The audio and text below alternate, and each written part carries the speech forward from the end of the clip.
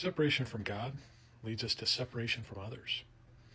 And it's something we talked about in our latest episode of the Dan and Cam podcast, where we had a few different conversations in the episode. And one of them, we started getting into separation, how separation was taught to us in the church, that we are born separate, apart from God.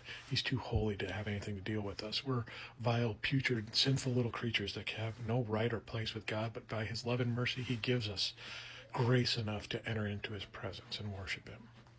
But then he analyzed this plan, this grand scheme that he invented with the original sin and the apple in the garden, and you realize that he created this whole problem so that he could provide himself a solution later down the road to redeem humanity and bring them back to him. A true narcissistic being that has to create an issue so that he can be the hero in the end and save the problem. He's starting the fire in the house and then coming back and putting it out and receiving all the awards for being the one that saved all the lives, when he in fact was the one that endangered them in the beginning.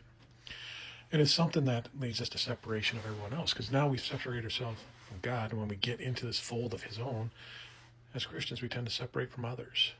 We hold ourselves in a hierarchy, put ourselves above everyone else, holier than thou type attitudes, that we're better than them, and they're going to go to hell, and we're going to heaven. And then give us ideas that if they ever wrong us, that we're better than them, and God's ultimate justice will come down, and we'll see them being tortured forever in hell.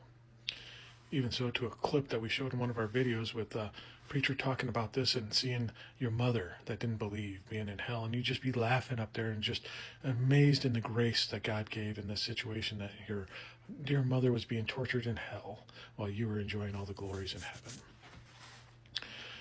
And this separation pulls us apart and divides us and keeps us from united and becoming something wonderful and great.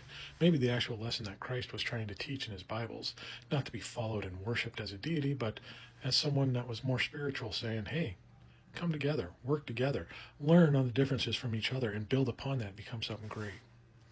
I think, as Candy brought up in the episode, an idea from Pete Holmes, the comedian, who was talking about being in a restaurant.